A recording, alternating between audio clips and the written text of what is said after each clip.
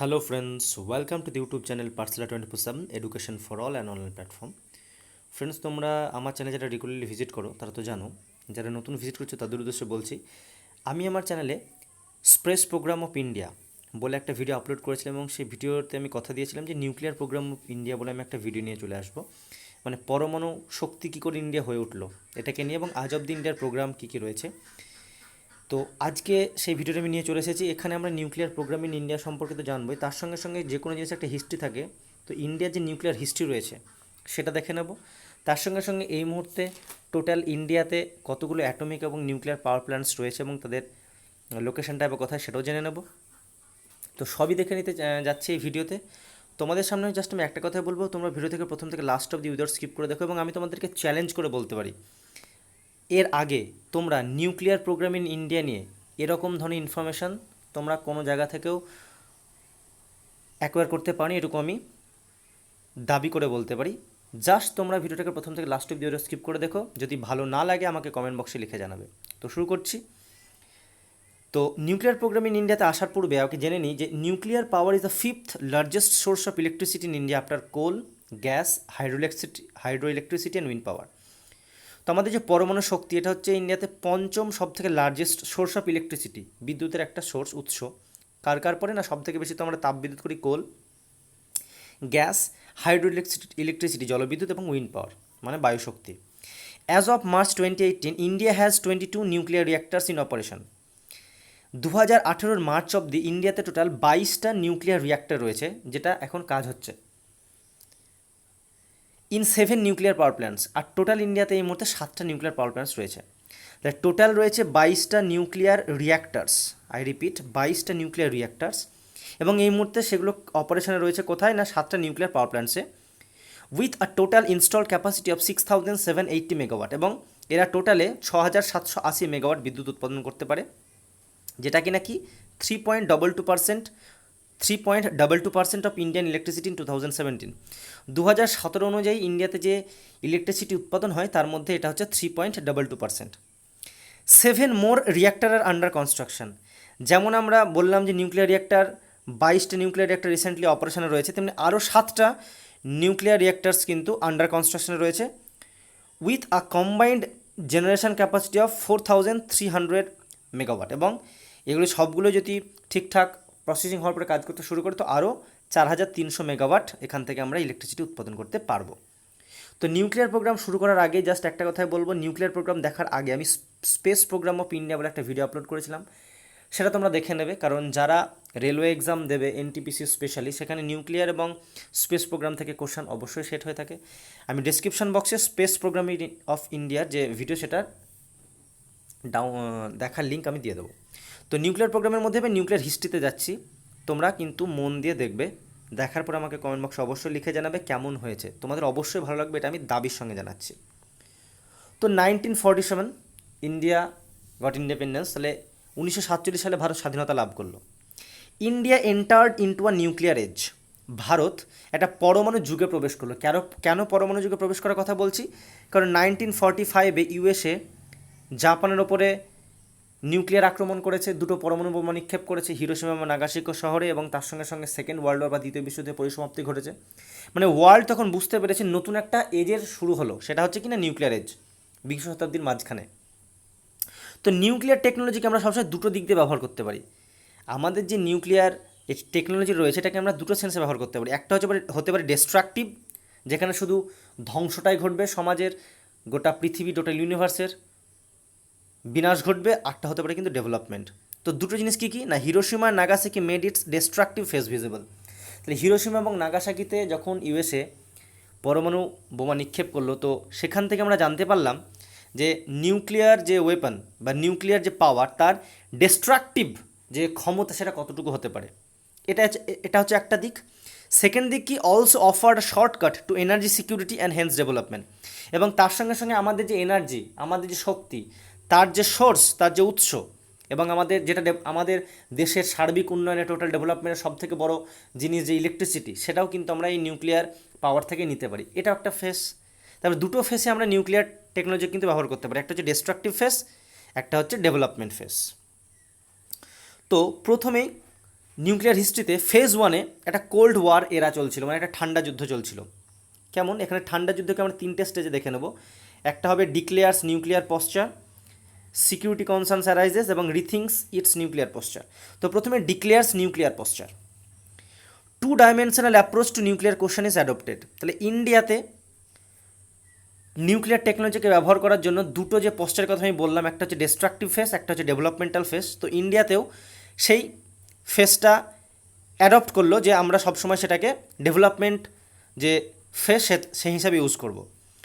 Peaceful non military use of nuclear technology accepted. India কি বললো, আমরা একদম শান্তিপূর্ণভাবে নন মিলিটারি ইউজ করব নিউক্লিয়ার, মানে আমরা পরমাণু শক্তিকে ইউজ করব কিন্তু নন মিলিটারি হিসাবে, এবং শুধুমাত্র সেটা ডেভেলপমেন্টাল অ্যাক্টিভিটির জন্য ইউজ করা হবে। Rejection of nuclear weapon and call for universal disarmament. কোনো রকম পরমাণু অস্ত্রশস্ত্র বানানো হবে না, এবং যে টোটালি যে অল ওয়ার্ল্ডের মধ্যে যে ইউনিভার্সাল ডিসআর্মামেন্ট চলছিল সেটার উপরে জোর দেওয়া হলো।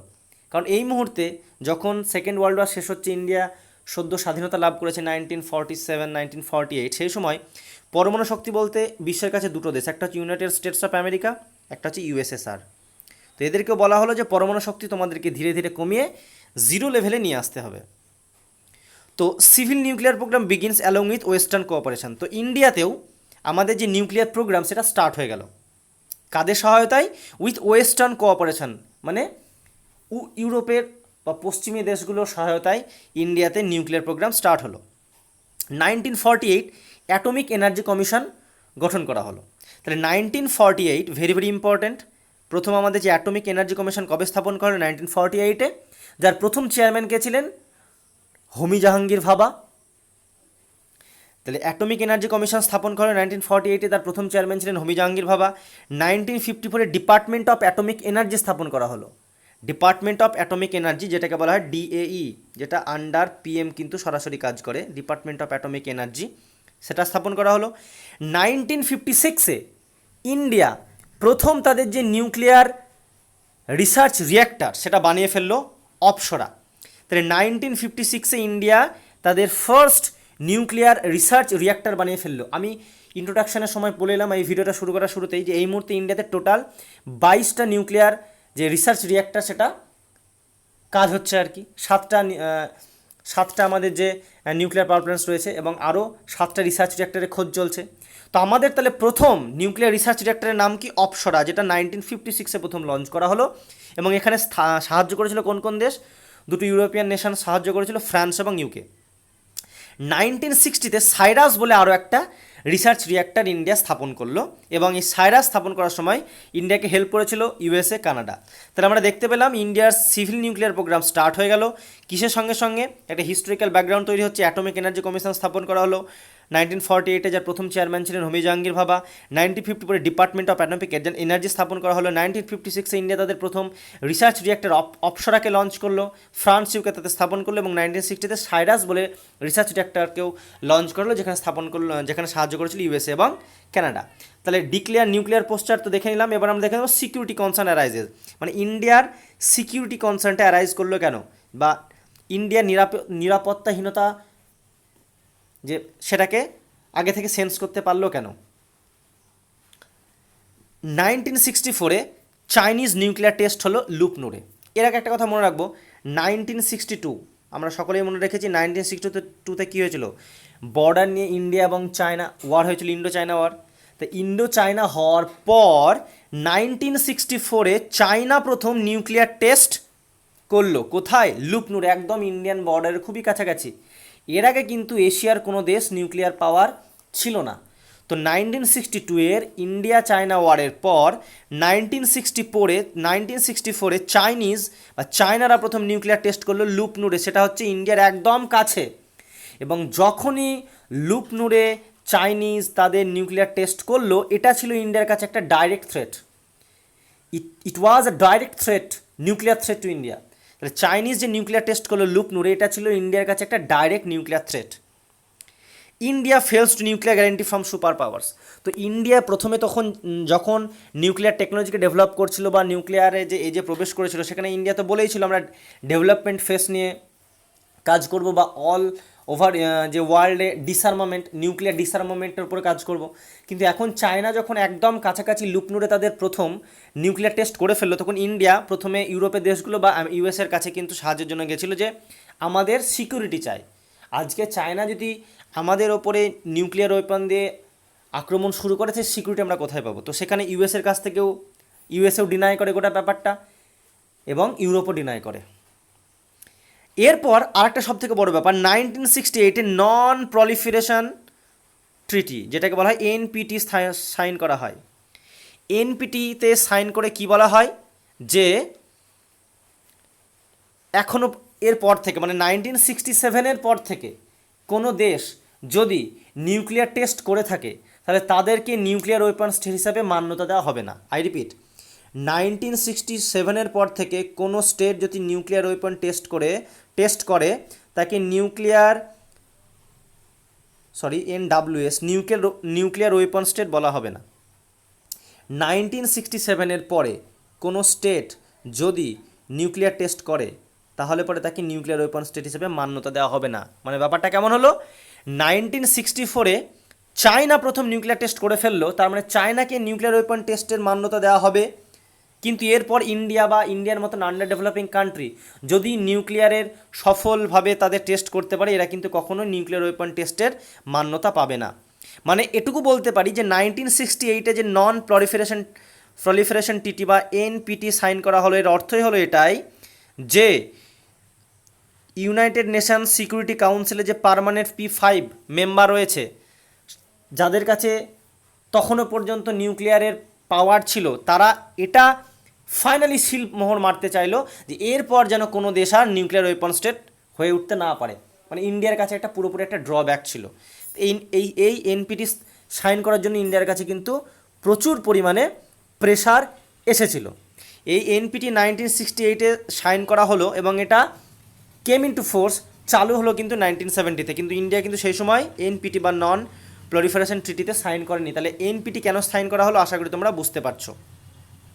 এরপর আমরা থার্ড ফেজে আসবো, যে রিথিংস ইটস নিউক্লিয়ার পোস্টার। তো এতদিন পর্যন্ত ইন্ডিয়া শুধুমাত্র কী ভেবেছিল যে আমরা তো শুধুমাত্র ডেভেলপমেন্টের জন্য নিউক্লিয়ার ওয়েপনকে ইউজ করব। এবার ইন্ডিয়া যখন ইউরোপিয়ান বিভিন্ন দেশ বা আমেরিকার কাছ থেকে যখন সে ধরনের সিকিউরিটি পেল না, তখন ইন্ডিয়া এটা ভাবতে পারলো বা ইন্ডিয়া এটা ভাবতে বাধ্য হলো যে নিজের সিকিউরিটির স্বার্থে আমরা যে নিউক্লিয়ার সম্পর্কে আমাদের যে চিন্তাভাবনা, সেটাকে আমাদেরকে নতুন করে ভাবতে হবে, এবং আমাদেরকে যে নিউক্লিয়ার আমাদের যে পশ্চাৎ শুধুমাত্র যেটা আমরা ডেভেলপমেন্টের ক্ষেত্রে ইউজ করতাম সেটা করলে হবে না, আমাদেরকে ওয়েপনের দিকেও ঝুঁকতে হবে। এটা ইন্ডিয়া ভাবতে পারলো। India declares NPT non proliferation ট্রিটিকে বললো যে ডিসক্রিমিনেটরি, মানে এটা কখনোই হতে পারে না। মানে সব দেশকে সমানভাবে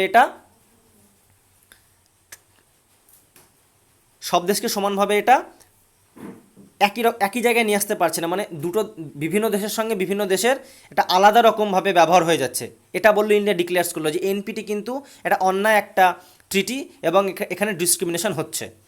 in 1968 India decline signing NPT, এবং আমি আগেই বললাম যে নন প্রলিফারেশন ট্রিটি বা এনপিটিতে কিন্তু ইন্ডিয়া সাইন করলো না 1968-এ, কারণ তখন অবধি ইন্ডিয়া বুঝে গেছে চাইনিজরা যখন নিউক্লিয়ার টেস্ট করলো 1964-এ, তারপর যে ইন্ডিয়াকে তাদের নিউক্লিয়ার ওয়েপন বা যে নিউক্লিয়ার যে পশ্চার সেটাকে রিথিঙ্ক করতে হবে এবং ইন্ডিয়াকে নিউক্লিয়ার ওয়েপনের দিকে ঝুঁকতে হবে।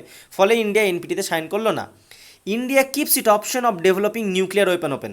ফলে ইন্ডিয়া কী করলো, যেহেতু এনপিটিতে সাইন করলো না, ফলে ইন্ডিয়া তাদের যে নিউক্লিয়ার ওয়েপনকে যে ওপেন রাখলো, তারা যে নিউক্লিয়ার ওয়েপনকে ডেভেলপ করতে পারে এই যে একটা জায়গা, এটাকে ওপেন রাখলো। তাহলে এটা গেল প্রথমে কোল্ড ওয়ার এরা। মানে এটা বুঝতে পারলাম যে ইন্ডিয়ার যে নিউক্লিয়ার যে পশ্চার ছিল সেটা ডেভেলপমেন্টাল থেকে শুধুমাত্র অনলি ডেভেলপমেন্ট ছিল আফটার ইন্ডিপেন্ডেন্স, কিন্তু সেটা আস্তে আস্তে যে নিউক্লিয়ার ওয়েপনের দিকে কেন ঝুঁকে গেল ইন্ডিয়া, এটুকু আশা করি তোমরা এখন বুঝতে পেরেছো। এনপিটি সম্পর্কে তোমাদের ধারণা হয়ে গেছে, যেটা 1968-এ সাইন করা হয়েছিল। এরপর আমরা দেখে নেব ফেজ টুতে প্রথমে দেখব 1974-এর নিউক্লিয়ার এক্সপ্লোশন। এর মধ্যেই 1974-এর কথা বলতে গেলে আমরা 1971-এর যে পাকিস্তান ওয়ার, যেটা মুক্তিযুদ্ধ হয়েছিল এবং বাংলাদেশকে স্বাধীনতা দিয়েছিল ইন্দিরা গান্ধী, সে সময় ছিলেন আমাদের প্রাইম মিনিস্টার, সেই ওয়ারের কথা বলবো। তো 1971-এ পাকিস্তান যখন ইন্ডিয়ার কাছে একদম খুবই কঠিনভাবে পরাজিত হলো, তারপর 1974-এ তারা নিউক্লিয়ার এক্সপ্লোশন করে ফেললো, ইন্ডিয়া 1974 এক্সপ্লোশন করলো। কেন করলো দেখে নেব। Emergence of A China Pakistan USA joint front. ইতিমধ্যে কি হয়েছে, 1971-এ ওয়ারের পর চায়না অনেকটা কাছাকাছি এসেছে পাকিস্তানের, এবং ইউএসএও with the help of Pakistan চায়নার কাছাকাছি হয়েছে। মানে চায়না, ইউএসএ এবং পাকিস্তান একটা কিন্তু একত্রে একটা শক্তি হিসেবে উঠে আসছে। India sideline in south Asia region, এবং ওই মুহূর্তে দক্ষিণ পূর্ব ভারতে ইন্ডিয়া কিন্তু সবার থেকে আলাদা। মানে দক্ষিণ পূর্ব ভারতের দেশগুলোর মধ্যে চায়না এবং পাকিস্তান তো এক জায়গায় হয়ে গেছে, ইউএসএ থেকে ফান্ডিং করছে, ইউএসএ থেকে হেল্প করছে, ফলে ইন্ডিয়া একদম সাইডলাইন হয়ে পড়লো। ফলে 1974-এর 18 মে ইন্ডিয়া প্রথম পোখরানে নিউক্লিয়ার এক্সপ্লোশন ঘটালো। তাহলে 18 মে, ডেটটা ভালো করে মনে রাখবো, 18 মে 1974 India did their first nuclear explosion at Pokhran, এবং যার কোড নেমটা ছিল কিনা স্মাইলিং বুদ্ধা। তাহলে স্মাইলিং বুদ্ধা কি, এক্সামে কোশ্চেন হয় যে হোয়াট ইজ স্মাইলিং বুদ্ধা, অ্যান্সারটা হয়ে যাবে এটা হচ্ছে নিউক্লিয়ার এক্সপ্লোশন পোখরানের, যেটা হয়েছিল 1974 18 মে, এটাকে স্মাইলিং বুদ্ধা বলা হয়। এই টেস্টটা কি ডিসক্রাইব করলো, test describe by government as peaceful nuclear explosion. এবং ইন্ডিয়ান গভর্নমেন্ট যখন এই টেস্টটার কথা বললো তখন হচ্ছেন প্রাইম মিনিস্টার ইন্দিরা গান্ধী। তিনি কি বললেন যে ইন্ডিয়া গভর্নমেন্টের এই যে নিউক্লিয়ার এক্সপ্লোশন, ইন্ডিয়ার যে নিউক্লিয়ার এক্সপ্লোশন, এটা হচ্ছে একটা পিসফুল নিউক্লিয়ার এক্সপ্লোশন।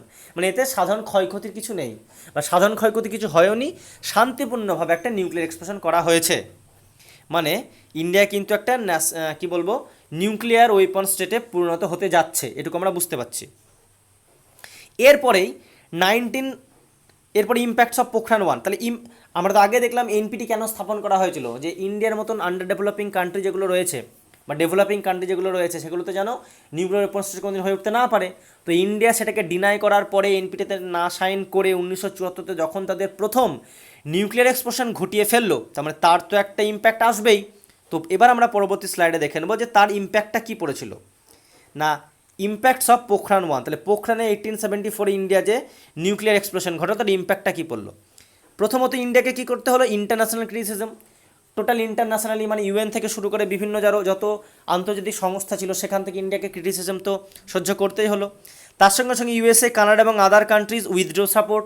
এর আগে ইন্ডিয়া তাদের নিউক্লিয়ার টেকনোলজি ডেভেলপ করার জন্য বা রিসার্চ রিঅ্যাক্টর করার জন্য যেভাবে সাহায্য করছিল ফ্রান্স, ইউকে, ইউএসএ, কানাডা, এই সমস্ত দেশগুলো আস্তে আস্তে কী করলো, ইন্ডিয়ার ওপর থেকে তাদের সাহায্যের হাত তুলে নিল। কারণ তাদের কথা অনুযায়ী ইন্ডিয়া তাদের কথা রাখেনি, ইন্ডিয়া শুধুমাত্র ডেভেলপমেন্টের ক্ষেত্রে নিউক্লিয়ার শক্তিটাকে ব্যবহার করছে না, রিসেন্টলি তারা ওয়েপনের দিকে ঝুঁকে পড়েছে, এই কথা বলে তারা ইন্ডিয়ার কাছ থেকে সাপোর্ট সরিয়ে নিল।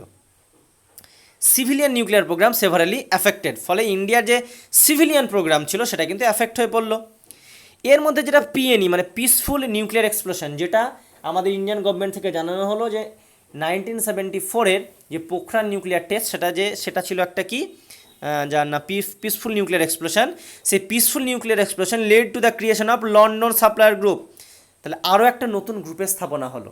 তো এর আগে তো আমরা দেখে এসেছিলাম এনপিটি সম্পর্কে, নন প্রলিফারেশন ট্রিটি, সেটা কেন করা হয়েছিল, ইন্ডিয়ার মতন ডেভেলপিং কান্ট্রিগুলো যেন নিউক্লিয়ার ওয়েপন স্টেট না হয়ে উঠতে পারে। এরপর ইন্ডিয়া যখন প্রথম তাদের পিসফুল নিউক্লিয়ার এক্সপ্লোশন ঘটালো তখন আরও একটা নতুন গ্রুপ স্থাপন হয়ে গেল, সেটাকে বলছে এলএসজি, লন্ডন সাপ্লায়ার গ্রুপ। পরবর্তীকালে এই এলএসজিটাই হয়ে দাঁড়ায় কি না এনএসজি। এনএসজি মানে হচ্ছে nuclear supply group. Nuclear supply group মানে হচ্ছে সেই সমস্ত দেশের সংগঠন যাদের কাছে নিউক্লিয়ার পাওয়ার রয়েছে এবং যাদের কাছে নিউক্লিয়ার ফিউল রয়েছে। মানে এরা একটা নিজেদের মধ্যে এক জায়গায় সাইন করলো যে ইন্ডিয়ার মতন ডেভেলপিং কান্ট্রিগুলোতে এরা নিউক্লিয়ার যে সমস্ত ওয়েপন থেকে ফিউল থেকে শুরু করে নিউক্লিয়ার পাওয়ার এরা কিন্তু আর এক্সপোর্ট করবে না, বা এই সমস্ত দেশগুলো কিন্তু আর দেবে না। তো এটুকু আমরা বলতে পারি যে এনএসজি বা এলএসজি মানে লন্ডন সাপ্লায়ার গ্রুপই বলি বা নিউক্লিয়ার সাপ্লাই গ্রুপই বলি, এটাও কেন, সেই একই কারণ এনপিটির মতনই, যে ইন্ডিয়ার মতন ডেভেলপিং কান্ট্রিগুলো যেন নিউক্লিয়ার ওয়েপন স্টেট হয়ে উঠতে না পারে। তো এটা গেল পোখরানের ইম্প্যাক্ট। এর মধ্যে একটা কথা বলি, 1971-এ কিন্তু আমাদের যে ইউএনএসসি রয়েছে, ইউনাইটেড নেশন সিকিউরিটি কাউন্সিল, তার যে পার্মানেন্ট মেম্বারশিপ সেটা কিন্তু চায়নাকে দিয়ে দেওয়া হয়। তার মানে এই মুহূর্তে তখন থেকেই আমাদের যে ইউনাইটেড নেশন সিকিউরিটি কাউন্সিল রয়েছে তার পার্মানেন্ট মেম্বার 5টা রয়েছে, আমরা সকলে জানি না, কে না ইউকে, ইউএসএ, ফ্রান্স, চায়না আর ইউএসএসআর মানে রাশিয়া। তো 5টা রয়েছে পার্মানেন্ট মেম্বার। তো পোখরান টেস্টের ইম্প্যাক্টের পরে এবার পাকিস্তানের কাছ থেকে আমরা নিউক্লিয়ার থ্রেট পেলাম সেকেন্ড ফেজে। তাহলে 1974-এ ইন্ডিয়া যখন পোখরানে তাদের নিউক্লিয়ার টেস্ট করলো, তারপর 1977-এ পাকিস্তানে মিলিটারি রুলস চলে এলো। পাকিস্তানে মিলিটারি রুলস চলে এলো এবং জেনারেল জিয়াউল হক তখন কিন্তু পাকিস্তানকে শাসন করছিলেন। তোমরা জানো যে পাকিস্তানে প্রায়শই কিন্তু যে আর্মি কিন্তু ক্ষমতায় চলে আসে, মিলিটারি রুল হয়েছিল। ওখানে সিভিলিয়ান রুল চলে না, সিভিলিয়ান রুল চলে না, তোমাদের মিলিটারি রুলই চলে। তোমাদের পারভেজ মুশারফের কথা মনে আছে। তো 1977-এ পাকিস্তানে তখন কিন্তু মিলিটারি রুল চলে এলো 7টাতে আর কি, এবং তাতে সেখানে শাসন করছিলেন কি general Ziaul Haq. USA and China helps Pakistan in its nuclear program. উল্টো দিকে ইউএসএ, চায়না এবং পাকিস্তান এরা এক জায়গায় হয়ে গেছিলো, আমি বলেছিলাম ইন্ডো পাকিস্তান ওয়ারের পরে। ফলে এরা কী করতে লাগলো, পাকিস্তানের যে নিউক্লিয়ার প্রোগ্রাম, এই পাকিস্তানের নিউক্লিয়ার প্রোগ্রামকে কিন্তু হেল্প করতে থাকলো। কে? ইউএসএ এবং চায়না। 1979 সালে ইউএসএসআর মানে রাশিয়া, ইনভেশন ইন্টু রাশিয়া হবে না এটা, ইউএসএসআর মানে তো রাশিয়া, ইন্টু আফগানিস্তান। মানে এই মুহূর্তে 1979-এ রাশিয়া কী করলো, ইউএসএসআর কী করলো, আফগানিস্তানে প্রবেশ করলো। মানে আফগানিস্তানে তারা প্রবেশ করলো, যে কোনো কারণেই হোক, দখল করার উদ্দেশ্যেই হোক। আর আমরা বরাবরই কি জানি যে ইউএসএসআর এর সঙ্গে ইউএসএর কিন্তু একদমই মতের মিল কোনো দিনই হয় না। ফলে কি হলো, USA fund Pakistan to invested in nuclear weapon program. USA কিন্তু ফান্ডিং করতে শুরু করলো কাদেরকে, পাকিস্তানকে। কেন ফান্ডিং করতে শুরু করলো, যেন তারা আফগানিস্তানে রাশিয়াকে কাউন্টার অ্যাটাক করতে পারে, রাশিয়ার সঙ্গে ট্যাকল করতে পারে।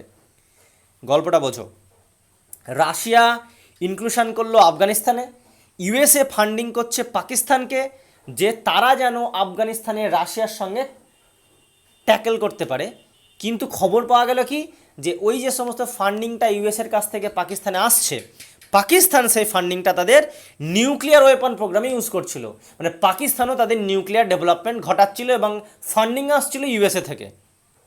তাহলে এটা ছিল একটা নিউক্লিয়ার থ্রেট সরাসরি পাকিস্তানের কাছে। এরপর আমরা দেখে নেব টোটাল গোটা ওয়ার্ল্ডের মধ্যে একটা আনসাপোর্টিভ গ্লোবাল নিউক্লিয়ার অর্ডার চলে এলো। কেমন, তারপরের ফেজে ইন্টারন্যাশনাল নন proliferation রিজাইম erected against India, NPT পুরোপুরিভাবে ইন্ডিয়ার এগেনস্টে তো হলোই। 1970-তে এনপিটি কামস ইন্টু ফোর্স, আমি আগেই বললাম। সাইন হয়েছিল 1968-এ এনপিটি, নন প্রলিফারেশন ট্রিটি, কিন্তু এটাকে কেম ইন্টু ফোর্স কবে হলো 1970-তে। এনএসজি এস্টাবলিশড হয়ে গেল 1974-এ। এগুলো সবই হচ্ছে ইন্ডিয়ার ক্ষেত্রে কিন্তু নেগেটিভ পয়েন্ট, মানে ইন্ডিয়া কোনোভাবেই যেন নিউক্লিয়ার ওয়েপন টেস্ট না হতে পারে। 1995-এ এই এনপিটি কিন্তু এর যে চুক্তির যে মেয়াদগুলো সেটা শেষ হচ্ছিল, কিন্তু 1995-এ এনপিটিকে সারা জীবনের জন্য এক্সটেন্ড করে দেওয়া হলো, সারা জীবনের জন্য এক্সটেন্ড করে দেওয়া হলো। A comprehensive test ban treaty is proposed, যেটাকে বলা হয় CTBT, comprehensive test ban treaty 1996। মানে এনপিটা 1995-এ শেষ হলো, কিন্তু 1996-এ CTBT came into force. CTBT full form friends না, কম্প্রিহেন্সিভ টেস্ট ব্যান ট্রিটি, মানে কোনো দেশ আর নিউক্লিয়ার ওয়েপন টেস্ট করতে পারবে না। ডিমাইজ অফ ইউএসএসআর, রিসেন্টলি ইউএসএও ইন্ডিয়ার যে মিত্র একটা রাষ্ট্র ছিল, তারাও আস্তে আস্তে ইন্ডিয়ার ওপর থেকে হাত তুলে নিল, এবং এন্ড অফ কোল্ড ওয়ার, এবং এইভাবেই যে কোল্ড ওয়ার যেটা চলছিল এতদিন ধরে, সেই কোল্ড ওয়ারের সমাপ্তি ঘটলো। মানে এটা হলো পোখরানের পরবর্তীকালে 1996 পর্যন্ত যে হিস্ট্রি, সেটা আমি বললাম। এরপরে ইন্ডিয়া আস্তে আস্তে কী করে নিউক্লিয়ার ওয়েপন স্টেট তৈরি হলো, সেটাকেও 3টে ফেজ আলোচনা করব। নাম্বার 1 হচ্ছে events leading to the test, কোন কোন ইভেন্ট করেছিল, 1990 নিউক্লিয়ার টেস্ট এবং ইম্প্যাক্টস অফ পোখরান টেস্ট, 3টে আলোচনা করব। এর আগে একটা কথা বলি, ভিডিওটি ভালো লাগলে অবশ্যই একটা লাইক এবং শেয়ার করো। আশা করছি তোমাদের খুবই ভালো লাগছে, কারণ ইন্ডিয়াজ নিউক্লিয়ার হিস্ট্রি এর আগে এরকম করে তোমরা কোনোদিন পড়োনি, এটুকু আমি বলতে পারি। তো ইন্ডিয়া এবার আমরা দেখে নেব ফেজ 3-তে যে ইন্ডিয়া কী করে নিউক্লিয়ার ওয়েপন স্টেট হলো। তো নাম্বার 1 যে পয়েন্ট আলোচনা করবো সেটা হচ্ছে events leading to the test. India felt isolated in US dominated world. তাহলে ওই সময় মানে 1996 যখন সিটিবিটি কেম ইন্টু ফোর্স, তারপরে টোটাল ওয়ার্ল্ডে কিন্তু ইউএসএ একটা দাদাগিরি অবস্থা, মানে ইউএস ডমিনেট করছে গোটা ওয়ার্ল্ডকে। 1990 ন্যাশনালিস্ট রাইট উইং গভর্নমেন্ট কেম ইন্টু পাওয়ার, মানে ইন্ডিয়াতে প্রথম বিজেপি গভর্নমেন্ট এলো 1998। এর আগে আমি একটা কথা বলতে ভুলে গেছি, যে 1962 যখন ইন্ডিয়া চায়না ওয়ার হলো, তখনই জনসংঘ বলে একটা পলিটিক্যাল পার্টি ছিল, যেখানের সঙ্গে শ্যামাপ্রসাদ মুখার্জির নাম জড়িত, সেই জনসংঘ পার্টি কিন্তু ইন্ডিয়াতে প্রথম, ইন্ডিয়ার যে নিউক্লিয়ার ওয়েপন থাকাটা জরুরি, এই প্রথম দাবি কিন্তু ইন্ডিয়ান গভর্নমেন্টের ওপরে জনসংঘ পার্টি এনেছিল, এবং এই জনসংঘ পার্টি পরবর্তীকালে বিজেপিতে কিন্তু ট্রান্সফার হয়।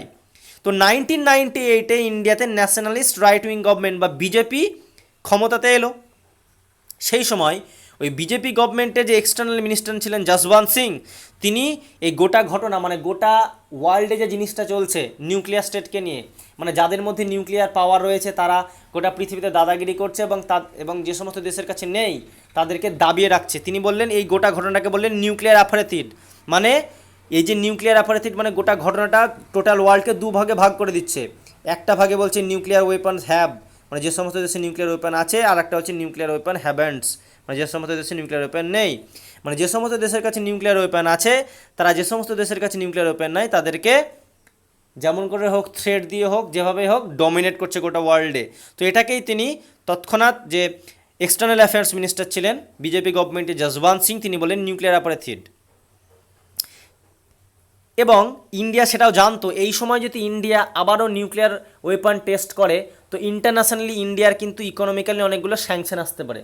মানে ইন্টারন্যাশনালি, মানে আমি ওয়ার্ল্ড ব্যাংকের কথা যদি বলি, বা আরও যে সমস্ত যেখান থেকে ফান্ডিং হয়ে আসে, টোটাল ওয়ার্ল্ডের কাছে ফান্ডিং যায়, সেই সমস্ত ফান্ডিং করা জায়গাগুলো থেকে ইন্ডিয়ার কাছে কিন্তু একটা স্যাংশন লাগতে পারে, এটা কিন্তু ইন্ডিয়া জানতো।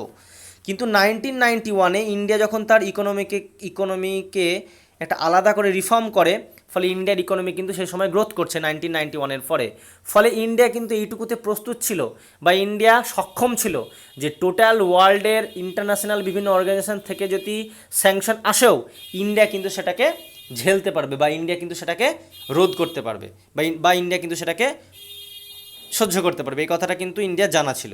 তো সেটাই হলো সেকেন্ড স্টেজ আমরা দেখে নেব। 1998-এ ইন্ডিয়া আবার নিউক্লিয়ার টেস্ট করলো, এবং পাকাপাকিভাবে নিউক্লিয়ার ওয়েপন টেস্ট, নিউক্লিয়ার যে ওয়েপন স্টেট হিসেবে কী করে উঠে এলো। তো 1998 নিউক্লিয়ার টেস্টের কথা যদি বলি, 1998-এ ইন্ডিয়া 5টা নিউক্লিয়ার ডিভাইস টেস্ট করলো। 11 এবং 13 মে, 11th মে টোটাল 3টে ডিভাইস টেস্ট করেছিল, এবং 13th মে টোটাল 2টো ডিভাইস টেস্ট করেছিল। মানে 1998-এর 11th May and 13th May India 5টা নিউক্লিয়ার ডিভাইস টেস্ট করলো, তার নাম দিল অপারেশন শক্তি। তাহলে এর আগে 1974-এ যখন নিউক্লিয়ার এক্সপ্লোশন ঘটলো পোখরানে, যার প্রাইম মিনিস্টার ছিলেন ইন্দিরা গান্ধী, তখন সেই অপারেশনটার নাম ছিল স্মাইলিং বুদ্ধা। 1998-এ যখন বিজেপি গভর্নমেন্ট, অটল বিহারী বাজপেয়ী হচ্ছেন আমাদের প্রধানমন্ত্রী, তখন ইন্ডিয়া 5টা নিউক্লিয়ার ডিভাইস টেস্ট করলো, তার নাম ছিল অপারেশন শক্তি। এরপর 1990 সে কার্গিল ওয়ারের কথা তোমাদের সকলেরই মনে আছে। ঠিক এর সেই বছরই, সেই মাসেই, সেই বছর নয় সেই মাসেই, মানে 11 এবং 13 মে ইন্ডিয়া 5টা নিউক্লিয়ার ডিভাইস টেস্ট করলো। সেই মাসেরই 20 এবং 30 তারিখ পাকিস্তান আবার 6টা নিউক্লিয়ার টেস্ট করলো। সেটা কোথায়? চাইগাই হিলসে। তাহলে ইন্ডিয়া অপারেশন শক্তি পোখরানে দ্বিতীয়বারের জন্য লঞ্চ করলো 1998-এ। সেই মাসেরই 20 এবং 30 মে 6টা নিউক্লিয়ার টেস্ট করলো পাকিস্তান চিগাই হিলসে। তাহলে ইন্ডিয়া করলো পোখরানে, পাকিস্তান করলো চিগাই হিলসে।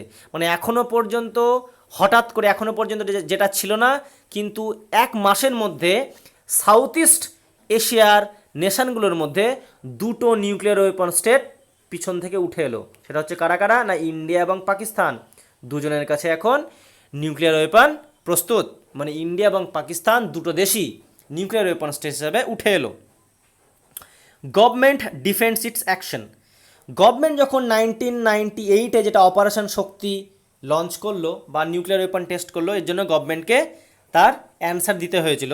তো গভর্নমেন্ট ডিফেন্স করলো কীভাবে? Since non signatory of NPT, India বলল যে আমরা যেহেতু এখনও এনপিটিকে সাইন করিনি, ফলে আমরা যে নিউক্লিয়ার ওয়েপন টেস্ট করেছি, ফলে আমরা কোনো কিছু চুক্তিকে কিচ্ছু ভাঙিনি। অর সিটিবিটি, কিংবা আমাদের যে কম্প্রিহেন্সিভ টেস্ট ট্রিটি ছিল সিটিবিটি, সেখানেও আমরা সাইন করিনি। ফলে আমাদের যে টেস্ট, এটা কোনো কনভেনশনের এগেনস্টে নয়। India 6 test nothing in front of 2000+ test by P5 countries. P5 countries মানে ওই যে ইউএনএসসি যে পার্মানেন্ট মেম্বারশিপ রয়েছে, যে সমস্ত 5টা দেশ আমি আগেই বললাম, ইউকে, ইউএসএ, চায়না, রাশিয়া এবং ফ্রান্স। বলছে এই সমস্ত 5টা দেশ ওই 1945-এর পর থেকে 2000 পর্যন্ত প্রায় 2000-এরও বেশি টেস্ট করে ফেলেছিল। সেখানে ইন্ডিয়ার 5টা টেস্ট এমন কিছুই নয়, এটা বলল। এবং প্রধানমন্ত্রী Atal Bihari Vajpayee writes letter to Bill Clinton, তখন ইউএসের প্রেসিডেন্ট হচ্ছেন বিল ক্লিন্টন, তিনি বিল ক্লিন্টনকে লিখলেন যে কেন ইন্ডিয়া নিউক্লিয়ার ওয়েপন টেস্ট করতে বাধ্য হলো, সেটা হচ্ছে সিকিউরিটি থ্রেটের জন্য চায়নার কাছ থেকে। মানে চায়নার নাম সরাসরি নিলেন যে চায়নার মতন একটা দেশ যেহেতু আমাদের প্রতিবেশী, তো সেখান থেকে আমরা থ্রেট পাওয়ার জন্য এবং আমাদের সিকিউরিটি ইস্যুর জন্য আমরা নিউক্লিয়ার টেস্ট করেছি। এটা ইউএসের গভর্নমেন্টকে তিনি লিখলেন, কারণ ইউএসএ তখন ডমিনেন্ট চলছে। এরপর ইন্ডিয়ার সঙ্গে ইউএসের সম্পর্ক ভালো হতে থাকে। কিন্তু 1998-এ পোখরান অপারেশন শক্তি লঞ্চ করার পরেও ইন্ডিয়াকেও কিন্তু অনেকগুলো ইম্প্যাক্টের মধ্যে পড়তে হয়েছিল। ইউএন থেকে একটা রেজলিউশন পাস করানো হলো 1172 ক্রিটিসিজম, যে রেজলিউশনটাকে পাস করেছিল চায়না, যে ইন্ডিয়া এরকমটা কেন করলো। আর কি করলো, চায়না পার্সোনালি রিয়্যাক্ট করেছিল, কিন্তু মাইল্ডলি তেমনভাবে রিয়্যাক্ট করতে পারেনি, কারণ তার নিজেরাও তো নিউক্লিয়ার ওয়েপন টেস্ট করেছিল। Test validated India's technological advancement, কিন্তু এটা পরিষ্কার হয়ে গেল যে ইন্ডিয়া টেকনোলজিক্যালি এখন অনেক অ্যাডভান্সড, এবং India is able to guarantee its own security, এবং ইন্ডিয়া তার নিজের সিকিউরিটি যে নিজে করতে পারে, এবং ইন্ডিয়া তাদের যে টেকনোলজিক্যালি অনেকটা অ্যাডভান্স হয়ে গেছে, এটা ইন্ডিয়া গোটা ওয়ার্ল্ডের কাছে বুঝিয়ে দিল। আর কি হলো, US indulge in 8 month long dialogue with India, ইন্ডিয়ার সঙ্গে ইউএসের 8 মাস কন্টিনিউ একটা ডিসকাশন চললো, এবং সেখানে ইন্ডিয়া ইউএসএকে বোঝাতে সমর্থ হলো যে ইন্ডিয়া কেন নিউক্লিয়ার ওয়েপন টেস্ট করেছিল, এবং আস্তে আস্তে ইন্ডিয়া এবং ইউএসের মধ্যে যে রিলেশন সেটা আস্তে আস্তে ইমপ্রুভ হলো। ইতিমধ্যে আবার 2001 সালে যে 9/11-র ঘটনা, সেই পেন্টাগন ওয়ার্ল্ড ট্রেড সেন্টারে যে আক্রমণ, বা তারপরে ইন্ডিয়াতেও পার্লামেন্টে আক্রমণ হয়েছিল, টেররিস্ট অ্যাটাক হয়েছিল, এরপর থেকে ইন্ডিয়া এবং ইউএসএ আস্তে আস্তে নিজেদের কাছাকাছি হলো এবং তাদের মধ্যে সম্পর্কটা অনেক কিছু ইমপ্রুভ হলো। তো পোখরান টেস্টের ইম্প্যাক্ট গেল এইটুকু। তো আশা করছি তোমরা টোটাল যে ইন্ডিয়ার যে নিউক্লিয়ার হিস্ট্রি সেটা বুঝতে পেরেছো। তোমরা যদি মন দিয়ে দেখে থাকো, আমি এটুকু শিওর একদম নিশ্চিতভাবে বলতে পারি যে এরকম হিস্টোরিক্যাল ব্যাকগ্রাউন্ড তোমরা এর আগে কোনো দিন ইনফরমেশান হয়তো গ্যাদার করতে পারোনি, বা এরকম করে কোনো দিন পড়োনি, এটুকু আমি নিশ্চিতভাবে বলতে পারি। যদি খারাপ লেগে থাকে বা ভালো লেগে থাকে, দুটোই তোমরা অবশ্যই কমেন্ট বক্সে লিখে জানাবে, এবং আশা করি তোমাদের ইন্ডিয়ার যে নিউক্লিয়ার হিস্ট্রি সেটা তোমরা সম্পূর্ণভাবে ভুলে গেছো। এই এত কিছু করার মাঝখানে তোমাদের কাছ থেকে আমার একটাই দাবি থাকে, সেটা হচ্ছে কি, ভিডিওটি ভালো লাগলে অবশ্যই একটা লাইক এবং তোমার বন্ধুদের সঙ্গে শেয়ার করে নিও, এবং চ্যানেলটিকে যারা এখনও সাবস্ক্রাইব করেনি, প্লিজ ফ্রেন্ডস চ্যানেলকে সাবস্ক্রাইব করে নিও, পার্সেলার 24/7। তো এবার আমরা দেখে নেব বর্তমানে ইন্ডিয়াতে অ্যাটমিক এবং নিউক্লিয়ার পাওয়ার প্ল্যান্টস কতগুলো রয়েছে। বর্তমানে ইন্ডিয়াতে নিউক্লিয়ার পাওয়ার প্ল্যান্টস রয়েছে 7টা। একটা রয়েছে নারোরাতে, যেটা রয়েছে ইউপি। তারপর রয়েছে রাজস্থানে রয়েছে, তার নাম হচ্ছে রাওয়াত ভাট্টা। তারপর হচ্ছে গুজরাটের হচ্ছে কাকড়াপাড়া। নেক্সট হচ্ছে মহারাষ্ট্রের তারাপুর, এটা হচ্ছে বার্কটা কি, বার্কের ফুল ফর্ম কি না, ভাবা atomic research centre. I repeat, ভাবা অ্যাটমিক রিসার্চ সেন্টার, যেটা মুম্বাইতে রয়েছে, যা সেট আপ করা হয়েছিল 1957-এ। তাহলে বার্কের ফুল ফর্ম কি না, ভাবা অ্যাটমিক রিসার্চ সেন্টার, যেটাকে সেট আপ করা হয়েছিল 1957-এ, যেটার হেডকোয়ার্টার রয়েছে মুম্বাইতে। আর তারাপুর রয়েছে মহারাষ্ট্রতে, এটা হচ্ছে আমাদের একটা নিউক্লিয়ার পাওয়ার প্ল্যান্টস। তারপর রয়েছে কর্ণাটকে রয়েছে কাইগা, কুন্ডালকুলাম রয়েছে তামিলনাড়ুতে, আর আরেকটা রয়েছে চেন্নাই বা কালপক্কম রয়েছে তামিলনাড়ুতে। তাহলে এই হচ্ছে টোটাল 7টা, কুন্দালকুলাম, কালপক্কম, কাইগা, তারাপুর, কাকড়াপাড়া, রাওয়াত ভাট্টা রাজস্থানের, এবং নারোরা হচ্ছে ইউপির। এই 7টা হচ্ছে বর্তমানে আমাদের নিউক্লিয়ার পাওয়ার প্ল্যান্টস, এবং আরও নীল রঙের ডট করে যে সমস্ত জায়গাগুলো দেখানো হয়েছে, এগুলোতে nuclear power plants under construction রয়েছে। তো এই হচ্ছে টোটাল 7টা নিউক্লিয়ার পাওয়ার প্ল্যান্টস, যেগুলো এখন অ্যাক্টিভ রয়েছে ইন্ডিয়াতে এবং কাজ করছে আমাদের নিউক্লিয়ার প্রোগ্রামকে নিয়ে। আর আমি আগেই বলেছিলাম ইন্ট্রোডাকশানে, টোটাল কতগুলো রিসার্চ রিয়াক্টর রয়েছে বর্তমানে নিউক্লিয়ার ইন্ডিয়া, না 22টা। সর্বপ্রথম কোনটা, না অপসরা 1956-এ, আর আরও 7টা নিউক্লিয়ার রিসার্চ রিয়াক্টরের খোঁজ চলছে ইন্ডিয়ায়। তো যদি ভিডিওটি ভালো লেগে থাকে, লাস্টবার বলছি, ভিডিওটিকে লাইক এবং শেয়ার অবশ্যই করে দিও। আর একটা কথা বলতে আমি ভুলে গেছিলাম, যে ইন্ডিয়ার যে নিউক্লিয়ার প্রোগ্রাম, সেই ইন্ডিয়ার নিউক্লিয়ার প্রোগ্রামটা 3টে স্টেজে ছিল। সেই 3টে স্টেজ কী কী তোমাদেরকে বলতে পারে। 1950 সালে প্রথমে আমাদের যে নিউক্লিয়ার যে প্রোগ্রাম সেটা স্টার্ট হয়েছিল হোমি জাহাঙ্গীর ভাবাকে দিয়ে। হোমি জাহাঙ্গীর ভাবা কে ছিল? আমাদের যে প্রথমে অ্যাটমিক এনার্জি কমিশন স্থাপন করা ছিল 1948-এ, তার চেয়ারম্যান ছিলেন উনি। তো তিনার নেতৃত্বে আমাদের যে নিউক্লিয়ার প্রোগ্রাম আমরা ফর্মুলেট করলাম, সেখানে তিনটে স্টেজ ছিল। তিনটে স্টেজ কী কী? নাম্বার ওয়ান হচ্ছে PHWR, আই রিপিট PHWR, যার ফুল ফর্ম কি আমি আস্তে আস্তে বলছি, pressurised heavy water reactor, pressurised heavy water reactor. Second stage কি? FBR, সেকেন্ড স্টেজের ফুল ফর্ম কি? First breeder reactor. প্রথম স্টেজ ছিল কি না pressurised heavy water reactor, second stage কি ফার্স্ট ব্রিডার রিয়াক্টার, এবং থার্ড স্টেজ হচ্ছে কি না AHWR, মানে advanced heavy water reactor, advanced heavy water reactor. এই হচ্ছে ইন্ডিয়ার তিনটে নিউক্লিয়ার প্রোগ্রামে তিনটে stage, pressurised heavy water reactor, fast breeder reactor আর অ্যাডভান্সড হেভি ওয়াটার রিয়াক্টার। বাস এটুকুই বলা ছিল এই ভিডিওর মধ্যে দিয়ে। আশা করি তোমাদেরকে আমি অনেকগুলো ইনফরমেশন দিয়ে সাহায্য করতে পারলাম। ভিডিওটি ভালো লাগলে অবশ্যই লাইক এবং শেয়ার করে নিও। যারা নতুন চ্যানেলে আমার নতুন তারা চ্যানেলটিকে সাবস্ক্রাইব করে নিও এবং পাশে দেওয়া বেল বাটনটি অবশ্যই প্রেস করে আমার পরবর্তী ভিডিও আপডেটসের জন্য। যাই হোক ভিডিওটাকে লেন্দি করবো না, অনেকটা লেন্দি হয়ে গেছে, জানি না এতটা ইন্টারেস্ট দিয়ে তোমরা দেখেছো কিনা, কিন্তু যদি দেখে থাকো লাস্ট অফ দিকেও, তবে আমি এটুকু নিশ্চিতভাবে বলতে পারি যে নিউক্লিয়ার প্রোগ্রাম অফ ইন্ডিয়া সম্পর্কে তোমাদের কোনো রকম কোয়ারিয়ার থাকতে পারে না, তোমরা এখান থেকে নোট ডাউন করতে পারো। আরেকটা কথা, এই যে ভিডিও এটা যদি তোমরা PDF ডাউনলোড করতে চাও তো আমার পাঠশালা 24/7 নামেই একটা চ্যানেল রয়েছে, তোমরা সেখানে গিয়ে সার্চ করে নিও, সেখানে অ্যাড হয়ে যাও, আমি সেখানে PDF আপলোড করে রাখি, আমি ডেসক্রিপশন বক্সে PDF চ্যানেলের লিঙ্ক আমি দিয়ে দেবো। যাই হোক আর দেরি করছি না, ভিডিওটি এখানে শেষ করলাম। সকলে সুস্থ থেকো, ভালো থেকো, শীঘ্রই দেখা হচ্ছে নতুন কোনো ভিডিও নিয়ে। জয় হিন্দ।